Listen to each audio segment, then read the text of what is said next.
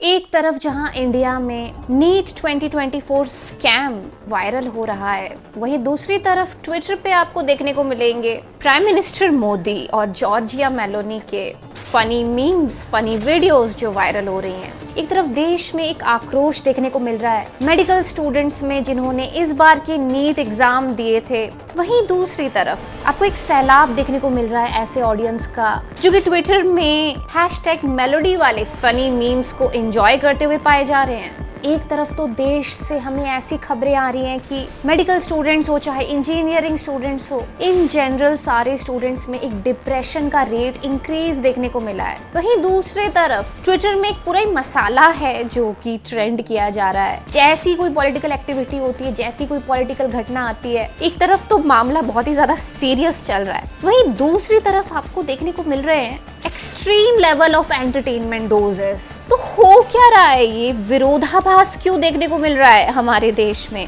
क्यों ऐसा है कि कुछ लोग कुछ ज्यादा ही खुश है और कुछ लोग कुछ ज्यादा ही दुखी हो रहे हैं? कि बैलेंस क्यों नहीं है? ये बैलेंस कहाँ चला गया है? और क्या हमारे एंशिएंट फिलॉसफी में, क्या हमारे शास्त्रों में, क्या वेदों में है इसका आंसर? वो कौन से कॉन्सेप्ट्स हैं, वो कौन से श्लोक हैं? आइए जानते हैं ये पूरा एनालिसिस आज के इस वीडियो में।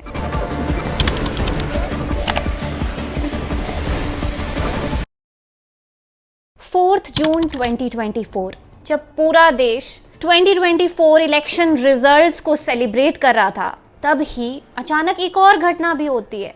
नीट यानी कि national eligibility cum entrance test, इसके रिजल्ट्स नेशनल टेस्टिंग एजेंसी यानी कि एनटीए, जिसने कि 14 जून को कहा था कि वो नीट के रिजल्ट्स को डिस्प्ले करेगा, वो अचानक से इलेक्शन के इस पूरे सेलिब्रेशन वाले माहौल में, कियोटिक माहौल में सडनली अपना रिजल्ट जो है वो रिलीज कर देते हैं।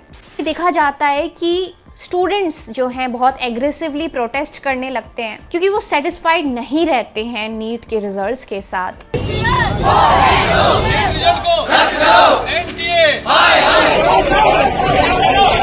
क्योंकि अपेरेंटली 8 टॉपर्स ऐसे होते हैं जिनको कि सेम मार्क्स मिलते हैं काफी सस्पिशियस तरीके से, और जो कि सेम सेंटर में पाए जाते हैं जहां पे बैठ के उन्होंने एग्जाम दिया था। और फर्दर इन्वेस्टिगेशन के बाद पता चलता है कि पहले से पेपर लीक्ड थे, जिस वजह से ऑलरेडी बहुत सारे ऐसे एग्जामिनेशन सेंटर्स थे जो कि करप्ट थे। क्लियरली जो स्कोर्स आए हैं ग्रेस मार्क्स के बेसिस पे वो अनफेयर हैं, जो इम्पॉसिबल स्कोर्स हैं वो आ गए हैं, जो कि अगर रियल टाइम किसी ने बैठ के एग्जाम दिया होता तो लाना पॉसिबल ही नहीं था। वहीं दूसरी तरफ फिर आपको अभी क्या ट्विटर में ट्रेंड्स देखने को मिलते हैं, #मेलोडी, जॉर्जिया मेलोनी ने किस तरीके से सेल्फी ली नरेंद्र मोदी के साथ। लोग लिटरली हम साथ साथ हैं वाले मीम्स बना रहे हैं ट्विटर में। ठीक है भाई, माना कि इलेक्शन रिजल्ट्स के वजह से थोड़ा ये पूरा मुद्दा दब गया, लेकिन एटलीस्ट उसके बाद 2-3 दिन जो ट्रेंड चल रहा है वो तो ढंग का ट्रेंड चले ना, नहीं उसमें भी एंटरटेनमेंट घुस जाता है ना। जैसे कि एंटरटेनमेंट के पीछे मतलब पागल हो गए हैं लोग, और उसी ने ढक लिया है एक तरीके से ना रियल मुद्दों को।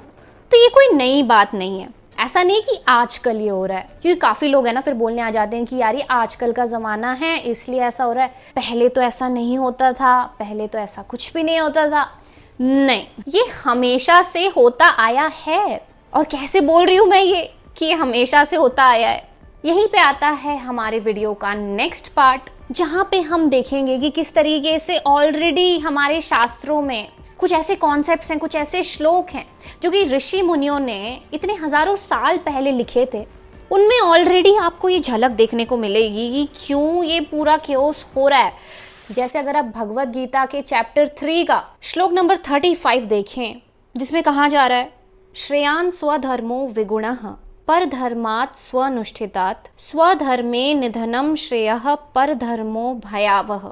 मतलब अपने धर्म को दोषयुक्त करना भी बहुत ज्यादा ठीक है, किसी दूसरे के धर्म को, किसी दूसरे के काम को एक डिसिप्लिन के साथ, एक अनुष्ठान के साथ एग्जीक्यूट करने से, पूरा करने से, स्वधर्मे निधनम श्रेय, निधनम मतलब मरना, तो अपना काम करते हुए मरना भी श्रेयस्कर है। लेकिन पर धर्मो भयावह, मतलब भयावह, भयानक है। लेकिन अगर आप पर धर्म का पालन करते हैं, दूसरे के धर्म का पालन करते हैं, तो वो भयावह है।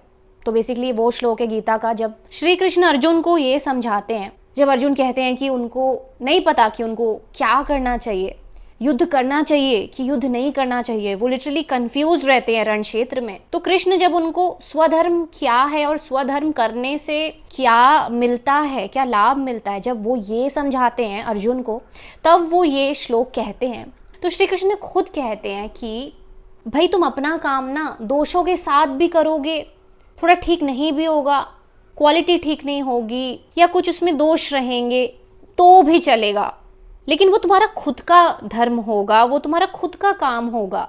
एक ऐसे काम को करने से जो कि पराये का है, जो कि पर धर्म है, जो कि दूसरे का काम है, लेकिन बस अभी तुमको अपना लगने लगा है कि नहीं नहीं मेरा काम है ये, लेकिन वो किसी दूसरे का काम है, वो बस इंस्ट्रक्शन दे रहा है तुम्हें करने के लिए, वो तुम्हारा काम नहीं है। तो क्यों कह रहे हैं श्री कृष्ण ऐसा करने के लिए?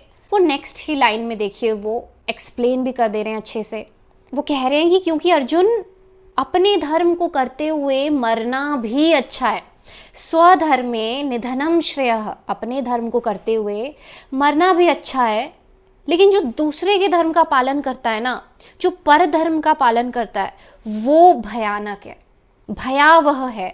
मतलब इस वर्ड की गंभीरता को देखिए आप कि कैसे कह रहे हैं कृष्ण की भयावह, समझ रहे हैं आप, बिल्कुल भयानक है।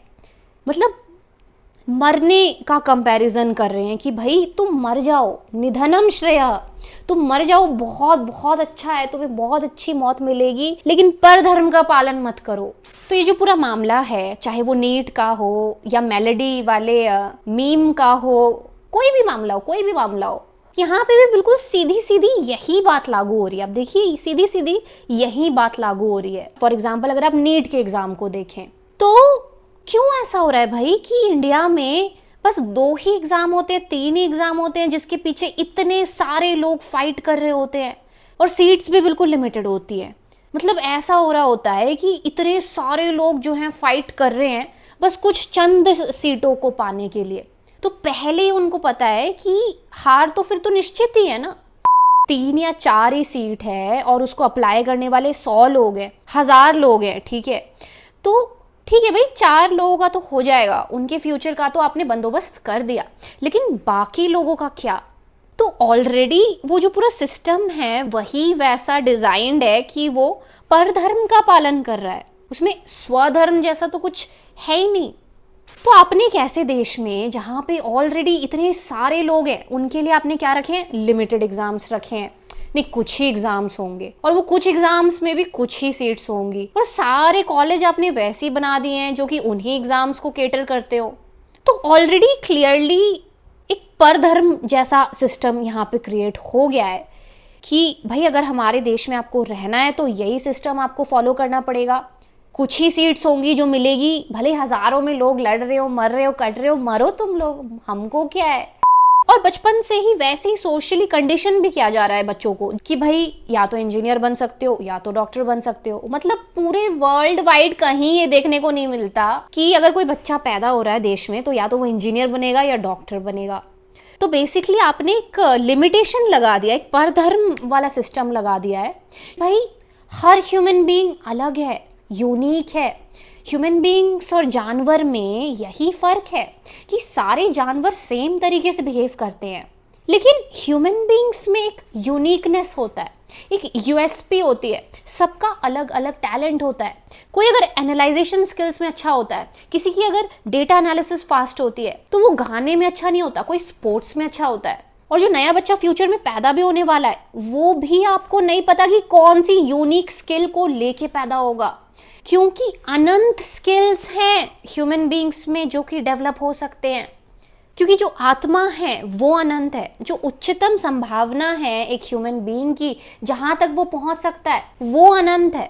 श्री कृष्ण साफ साफ कह रहे हैं कि पर धर्म भयावह, स्वधर्म में चलो। तो स्वधर्म तो यूनिक होता है ना, स्वधर्म तो आपको खुद को एक्सप्लोर करना होता है।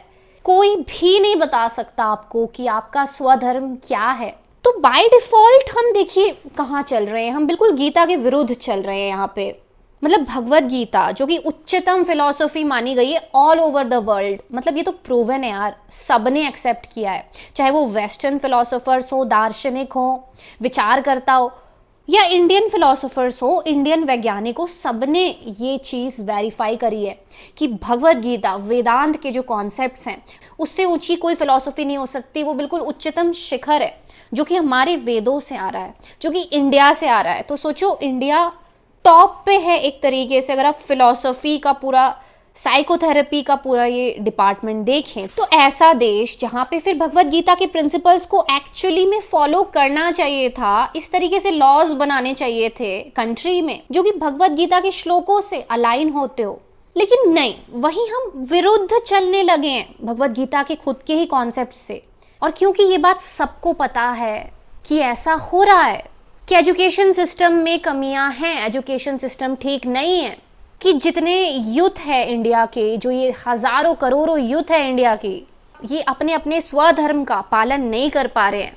और इसीलिए फिर जब आपको पता होता है ना कि यार ये सारे इश्यूज चल रहे हैं, पर उसका सल्यूशन इम्प्लीमेंट करने का दम होता है नहीं किसी के पास, या उस पर क्वेश्चन करने का, तब वो क्या करते हैं, तब वो इस पूरी बात को छुपाने की कोशिश करते हैं या इग्नोर करने की कोशिश करते हैं। मतलब आप क्यों पीते हो, कई बार जो अल्कोहल पीते हैं वो यही बहाना देते हैं ना कि हम अपने गमों को भूलने के लिए पी रहे हैं। तो फिर ऐसे टाइम पे एंटरटेनमेंट का नशा देने की ज़रूरत पड़ जाती है लोगों को सोशल मीडिया में, चाहे वो ट्विटर के माध्यम से हो या अदर सोशल मीडिया प्लेटफॉर्म्स के माध्यम से हो। जो भी लोग पोस्ट कर रहे हैं इन सारे प्लेटफॉर्म्स में, उनको ये पता तो होता ही है कि रियल इश्यूज को अगर हमने पोस्ट कर भी दिया तो कोई देखने वाला होगा नहीं, लोग वापस चले जाएंगे, क्योंकि उनकी इंडिविजुअल लाइफ में इतने इश्यूज हैं कि कोई नहीं देखेगा हमारा दुखड़े रोने वाला पोस्ट, कोई नहीं देखेगा। इसीलिए आपको एंटरटेनमेंट वाले जितने टॉपिक्स हैं वो दिख जाएंगे ट्विटर ट्रेंड में। वहाँ G7 समिट में क्या मुद्दे डिस्कस हुए हैं ये नहीं आएगा ट्रेंड में, लेकिन मेलोनी ने मोदी जी को किस तरीके से देख लिया, किस नज़ाकत के साथ देख लिया, ये ज़रूर ट्रेंड हो जाता है। और ये शायद हजारों साल पहले से पता था ऋषि मुनियों को कि इंसान की वृत्ति ही ऐसे होती है, ईगो जो है इसी तरीके से फंक्शन करता है। तो भले ही आप विज्ञान में कितने भी एडवांस्ड हो जाओ, साइंस कितनी भी तरक्की कर ले, लेकिन जो इनर साइंस है, जो इनर ईगो का साइंस है, जिससे स्पिरिचुअलिटी डील करता है, वो तो सेम ही रहेगा ना हर काल में। वो तो फ्यूचर में जो आने वाली जनरेशन है उनके लिए भी वही सेम प्रिंसिपल्स जो हैं वो लागू होंगे। इसीलिए सबको खड़े होना पड़ेगा, चाहे वो डिफरेंट यूट्यूब क्रिएटर्स हो, एजुकेशन टीचर्स हो, पॉलिटिशियंस हो, कोई भी प्रोफेशन का कोई भी बंदा हो, सबको ये बात सामने रखनी पड़ेगी, सबको रियल स्पिरिचुअलिटी फॉलो करनी पड़ेगी, तभी चेंज आ सकता है। So that was it for this video guys. ऐसे ही बहुत सारे एनालिसिस, ऐसे ही बहुत सारे रॉ फैक्ट्स आते रहेंगे चैनल में, जहां आपको पता चलेगा कि स्पिरिचुअलिटी बस जाप करने वाली चीज़ नहीं है कि आपने बस मंत्र पढ़ लिए, जाप कर लिया और बैठ गए। नहीं, उन श्लोकों में जो बात लिखी है उसकी वैल्यू बहुत ज़्यादा है, और अगर आप उसका एनालिसिस करना चाहें तो वो बात बिल्कुल अनंत जा सकती है। तो मिलते हैं ऐसी किसी एक और वीडियो में किसी और स्पिरिचुअल एनालिसिस के साथ।